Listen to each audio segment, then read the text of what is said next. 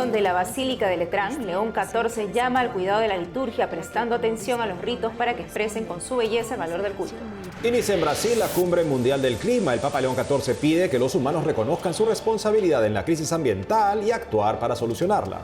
5 muertos y más de 1 millón de evacuados va dejando el paso de un supertifón en Filipinas. Juramenta Rodrigo Paz como presidente de Bolivia ante un electorado con esperanza. Manejo del impacto de medidas inmediatas en los más vulnerables será clave. Tenemos el análisis. Los salesianos cumplen 150 años evangelizando tierras remotas. La misión continúa con nuevos sacerdotes de la congregación, como en Lima, con 2 jóvenes presbíteros recién ordenados. Hola amigos, soy Lady, iniciamos la semana informativa. Así, Natalie, qué gusto iniciarla contigo, con todos nuestros televidentes desde los estudios en Lima, Perú. Bienvenidos a su noticiero con enfoque católico EWTN Noticias. Soy Natalie Paredes. Soy Eddie Rodríguez Morel, gracias por acompañarnos. En el día de San León Magno, doctor de la Iglesia, empezamos las noticias desde el Vaticano con el Papa León XIV, en 2 momentos importantes en la vida de la Iglesia este fin de semana: el jubileo del mundo del trabajo y la conmemoración de la dedicación de la Basílica de San Juan Letrán, madre de todas las basílicas. Sobre el profundo significado de estos acontecimientos relata nuestra corresponsal Paola Flynn.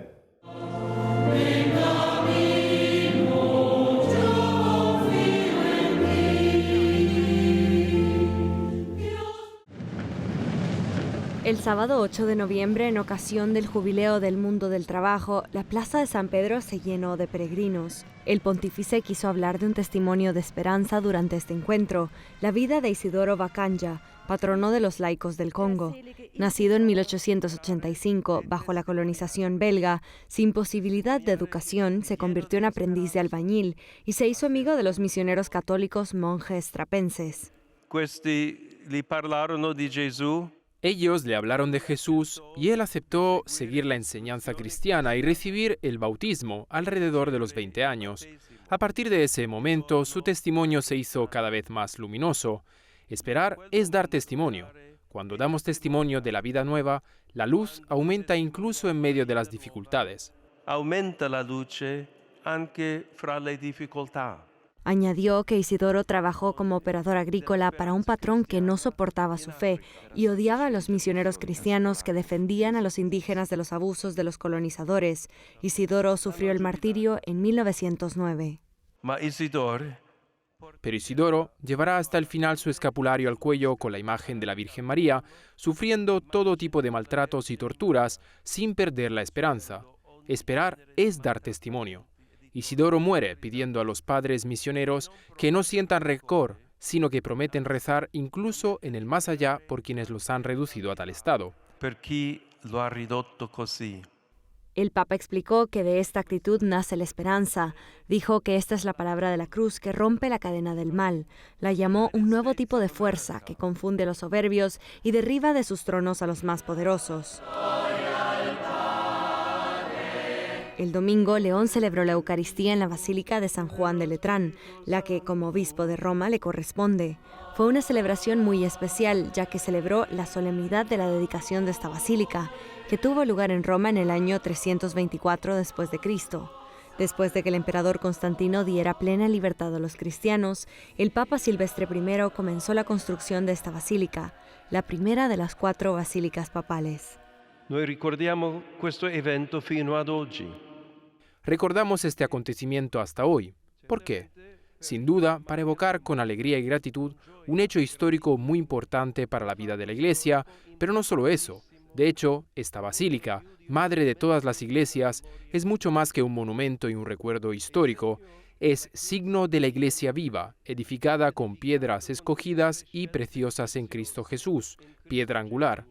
Pietra angolare. El pontífice explicó que la palabra iglesia significa asamblea de los fieles y que la comunidad eclesial es la sociedad de los creyentes. La historia milenaria de la Iglesia nos enseña que solo con humildad y paciencia se puede construir, con la ayuda de Dios, una verdadera comunidad de fe, capaz de difundir la caridad, favorecer la misión, anunciar, celebrar y servir a ese magisterio apostólico del que este templo es la primera sede. La prima sede. El Santo Padre subrayó que una misión esencial de la Iglesia es la liturgia. Explicó que de ella surge toda la fuerza de la Iglesia. Añadió que el cuidado de la liturgia implica prestar atención a los ritos para que ellos expresen con su belleza el valor del culto. La agenda del Papa continúa. Dedicó este lunes a reunirse con las cabezas de los distintos dicasterios del Vaticano. En Roma, Paola Flynn, EWTN Noticias.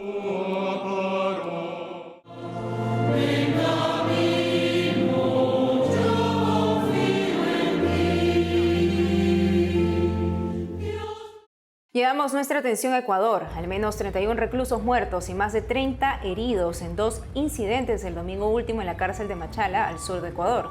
Según el servicio penitenciario, el motín se originó por la reorganización de internos hacia una nueva prisión de máxima seguridad.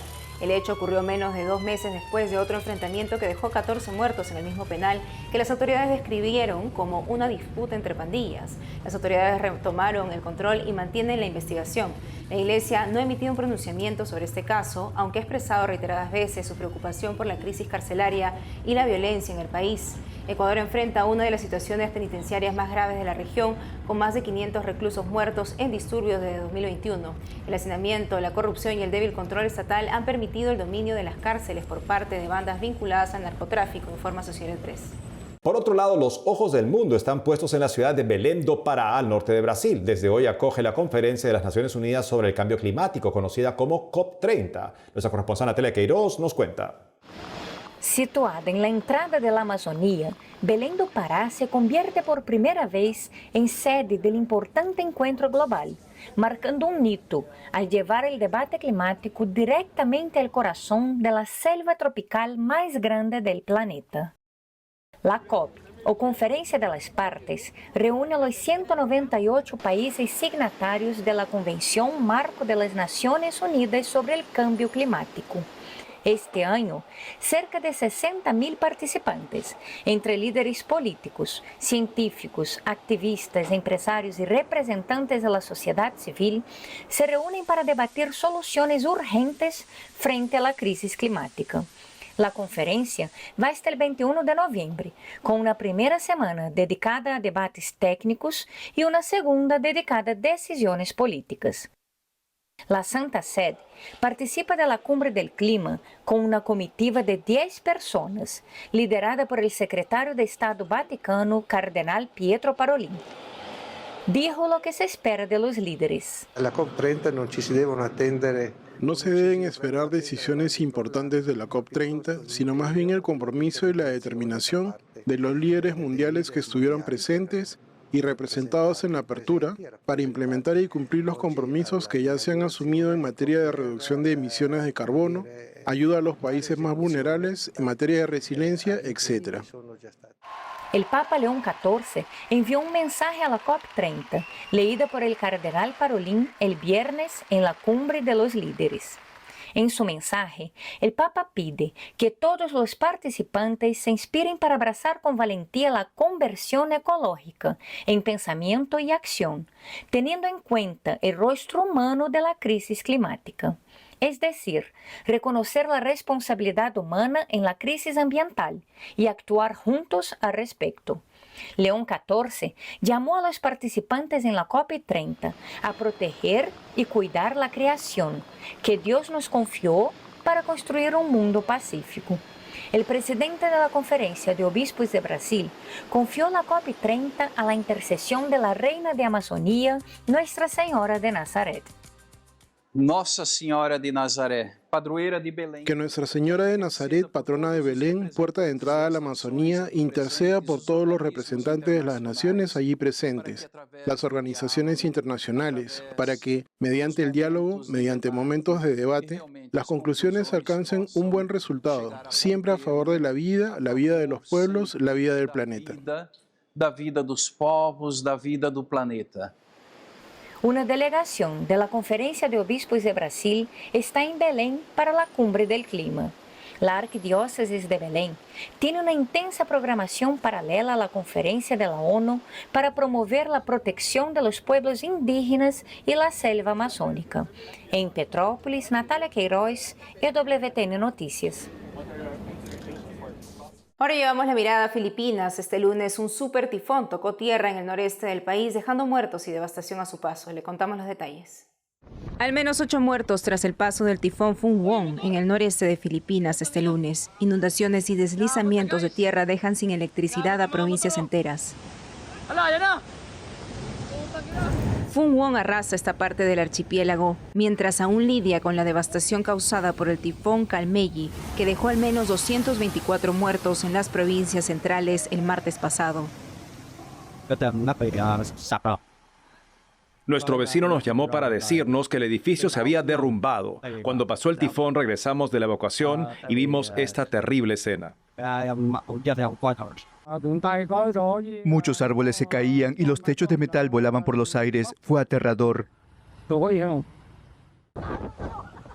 Más de 1,4 millones de filipinos se trasladaron a refugios de emergencia o casas de familiares antes de que el tifón tocara tierra y unos 318,000 permanecen en centros de evacuación. Anoche les ordené que vinieran aquí, a la zona de evacuación, especialmente a los niños, los ancianos, las personas con discapacidad y las mujeres embarazadas. El presidente Ferdinand Marcos Jr. declaró el estado de emergencia el jueves pasado debido a la extensa devastación causada por Kalmeyi y los daños previstos por Phung Won. Ayudaremos a las familias de quienes sufrieron bajas, les ayudaremos a recuperarse, a salir adelante y haremos todo lo posible para compensar la pérdida que han sufrido. Las autoridades anunciaron que las escuelas y la mayoría de las oficinas gubernamentales permanecerán cerradas lunes y martes. Más de 325 vuelos nacionales y 61 internacionales fueron cancelados y al menos 6.600 personas quedaron varadas en puertos por la prohibición de navegar en mares agitados. El Papa León XIV expresó su cercanía a los damnificados por el supertifón y comprometió sus oraciones por los fallecidos, los heridos y los miles de desplazados por el desastre natural. Estoy cerca de la población de Filipinas afectados por un violento tifón. Rezo por los difuntos y por sus familias, por los heridos y por los desplazados. Filipinas enfrenta cada año cerca de 20 tifones y tormentas, además de terremotos frecuentes y más de una docena de volcanes activos, reporta Associated Press. Tras 20 años de gobierno de la izquierda en Bolivia, este sábado 8 de noviembre juramentó Rodrigo Paz como nuevo presidente de la República. ¿Qué retos tiene que enfrentar el nuevo jefe de Estado frente a lo que necesita el país y cómo está calificado para afrontarlos? Para responder estas preguntas estamos con Juan Carlos Núñez, sociólogo de la Universidad Central de Venezuela, miembro del equipo de análisis de la realidad y manejo de conflictos de la Conferencia Episcopal Boliviana y director de la Fundación Jubileo, institución católica que impulsa y desarrolla acciones de debate público en temas económicos, sociales y políticos ante instancias del Estado.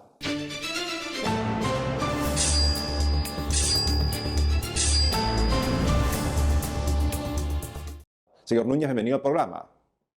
Muchísimas gracias, un gusto. Pues el señor Rodrigo Paz es alguien que tiene que afrontar problemas verdaderamente de una magnitud tremenda para la sociedad y para la economía boliviana. Háblenos de qué problemas tiene que afrontar.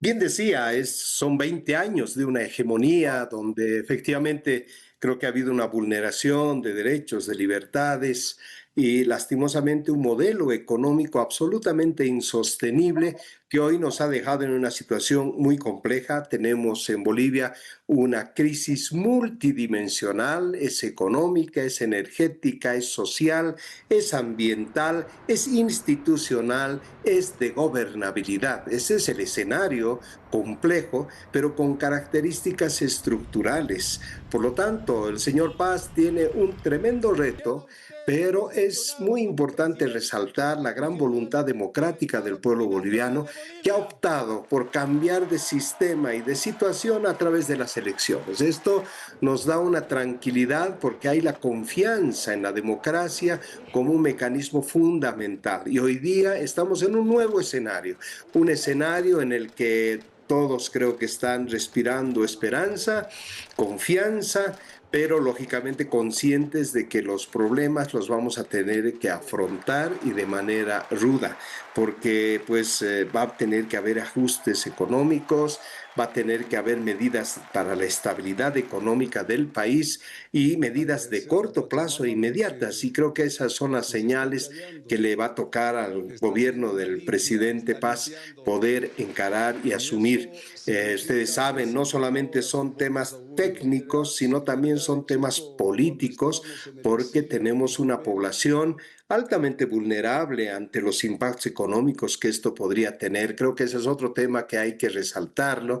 No podríamos que en un marco de situación de pobreza dejar que el impacto económico siga castigando a este tipo de población. Y creo que en ello hay una sensibilidad muy importante en cómo la política se ponga al servicio de la población y pues tengamos la posibilidad de salir de esta situación. Claro, en efecto, también considerando que el señor Paz no era considerado un candidato, digamos, con posibilidades de llegar a la presidencia, de hecho lo ha logrado. ¿Qué es lo que finalmente convenció al electorado de apoyarlo a él en la segunda ronda?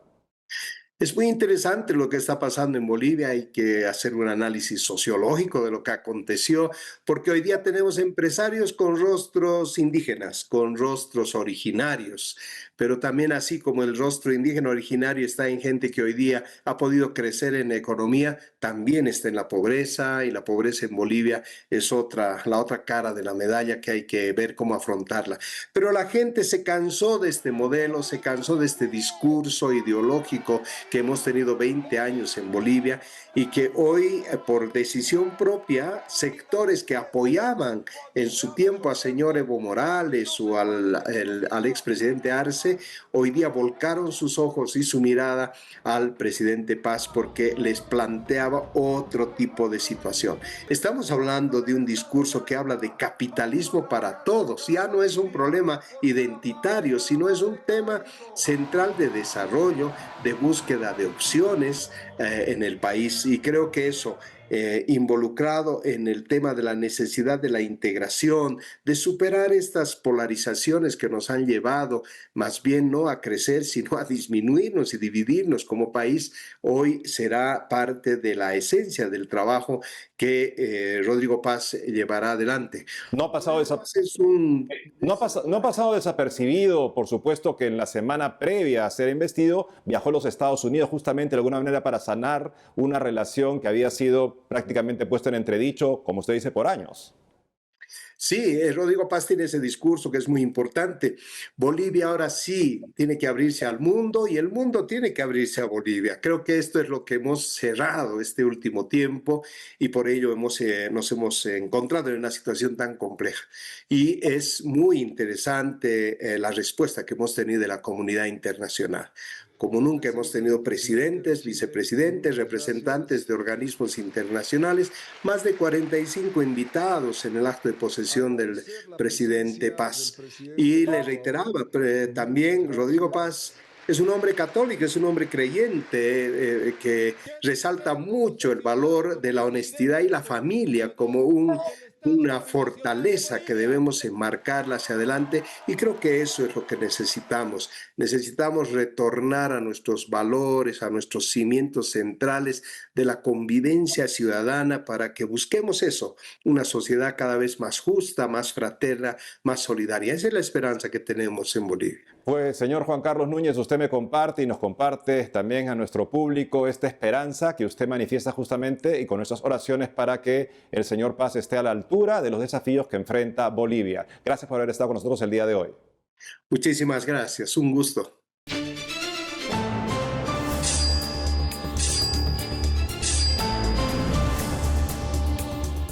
Hacemos una pausa y al volver, los salesianos cumplen 150 años evangelizando tierras remotas. La misión continúa con nuevos sacerdotes de la congregación, como en Lima, con 2 jóvenes presbíteros recién ordenados. Además, en República Dominicana se consagra el primer obispo de una nueva diócesis. Regresamos con más noticias con Enfoque Católico.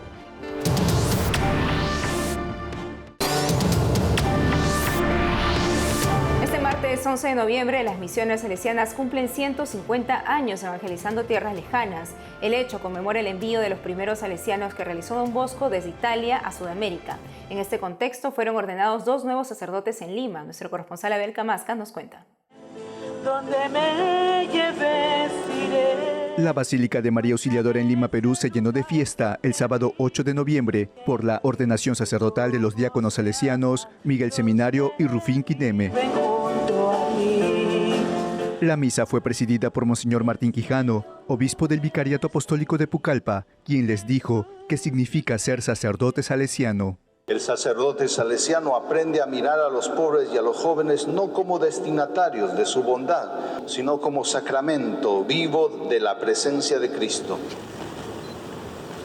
Con profunda emoción, los diáconos recibieron la imposición de manos y el Santo Crisma, que consagra sus manos al servicio del pueblo de Dios. Señor, a quien el Padre eligió. El padre Miguel Seminario tiene 36 años y desde pequeño asistía al oratorio salesiano de Chosica. Señala que sintió el llamado de Dios viendo a otros religiosos salesianos. De los 5 años asistí al oratorio y me conmovió la vida de muchos salesianos, me llamó la atención y hasta que el momento dije, si yo soy salesiano, yo también quiero ser uno de ellos. La madre del padre Miguel recuerda cómo era de niño. Incluso en mi casa le decían el padrecito Miguel. Mis tíos le decían, ahí viene el padrecito Miguel porque le gustaba. Iba a rezar el rosario con mi abuelita chiquitito, que lo amo mucho y que estoy muy orgullosa de él, el camino que él ha tomado. Porque se quieren tanto. El padre Rufín Kineme tiene 34 años y es oriundo de República Democrática del Congo, en África. Es el mayor de 6 hermanos. Fue ordenado diácono en Turín, Italia, y su amor por las misiones lo llevó este año a incorporarse al Perú de forma definitiva. Yo he tenido un encuentro con las personas que me han hablado de Dios. Y Dios es siendo el amor, entonces yo también quería seguir al amor y también compartir el amor que yo he recibido. ¿Quién soy yo, Señor Adonai? En la misa dirigió unas emotivas palabras hacia sus padres. Su papá es agente judicial en su pueblo. Asimismo, hizo un llamado a su nación, sumida en una guerra civil entre un grupo armado y las fuerzas del gobierno, con una grave crisis humanitaria y más de 5 millones de desplazados, según la ONU. El llamado que yo puedo hacer para mi país es el llamado de la paz, porque la paz es la actitud que nosotros tenemos que sembrar. Nosotros nacimos de Dios y Dios significa la paz. Estas ordenaciones sacerdotales se dan dentro del aniversario de la primera expedición misionera que Don Bosco envió a Sudamérica y que este 11 de noviembre cumple 150 años. En aquella ocasión, el santo envió misioneros a Argentina, donde surgió el beato Seferino Namuncurá. Para el padre Juan Pablo Alcas, inspector de los salesianos en el Perú, estos nuevos sacerdotes también son parte del sueño misionero de Don Bosco. Los estamos en muchos países alrededor del mundo y yo creo que estos 2 hermanos serán enviados también, enviados a la selva, enviados a la sierra, enviados a la costa. Qué mejor ocasión en estos 150 años del envío misionero, una alegría muy grande, una alegría por nuestro corazón misionero. Hace 150 años, Don Bosco le dijo a sus primeros misioneros, no se van solos, sus compañeros seguirán su ejemplo e irán con ustedes al campo de la gloria y de las tribulaciones. Estos 2 nuevos sacerdotes son una muestra de que las palabras del santo permanecen hasta hoy. En Lima, Abel Camasca, EWTN Noticias.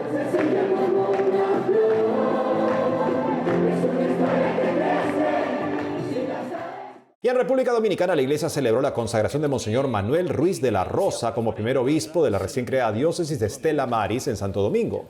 Antes de ingresar al seminario, el prelado se dedicaba a lustrar zapatos. Hoy lidera una diócesis con cerca de 1,3 millones de fieles. Más de 6.000 fieles asistieron a la misa de consagración episcopal con paraguas en mano por la intensa lluvia. Entre ellos el presidente de la República, Luis Abinader, junto a la primera dama, autoridades eclesiásticas y nacionales. El primer obispo de la diócesis de Stella Maris agradeció a Dios por llamarlo y a la iglesia y al Papa León por elegirlo. Nacido en 1965 y ordenado sacerdote en 1993, Ruiz de la Rosa fue secretario ejecutivo de la Pastoral de la Vida y director del Instituto San Juan Bautista de La Salle. Su lema episcopal, In nomine tuo Domine, en tu nombre Señor, inspirado en el pasaje bíblico de la pesca milagrosa. Y a unas semanas del inicio del Adviento en Alemania, donde surgió el árbol de Navidad, ya empiezan los preparativos para esta fiesta con la poda de abetos que se colocarán en los hogares. Le contamos.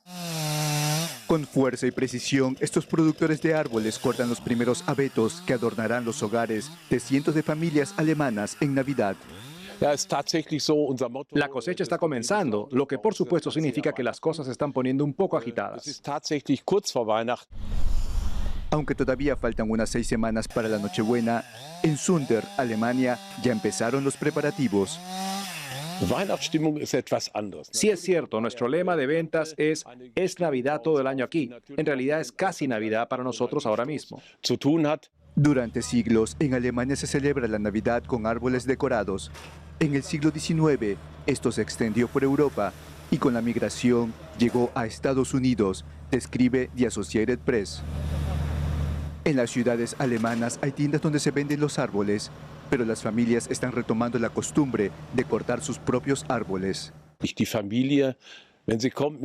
Cuando las familias vienen con sus hijos, abuelos y todos los demás y eligen un árbol de Navidad juntos, puedes sentir el ambiente y es realmente impresionante y también te hace feliz. El origen del árbol de Navidad se remonta al siglo VIII, cuando San Bonifacio, el apóstol de Alemania, derribó con un hacha el roble del dios Thor. El santo luego designó un abeto pequeño para celebrar la Nochebuena y así surgió el tradicional árbol de Navidad que se conserva hasta hoy. Este domingo el Papa León XIV impartió su bendición apostólica a los uruguayos con motivo del bicentenario de la Virgen de los 33, patrona del Uruguay. Nos despedimos viendo los momentos más importantes del festejo de la fiesta central de la Virgen de los 33 este 9 de noviembre. Hasta mañana. Sea tu nombre, venga a nosotros tu reino, pecadores, ahora y en la hora de nuestra muerte. Cuidado, cuidado. Caminado estos 100 kilómetros.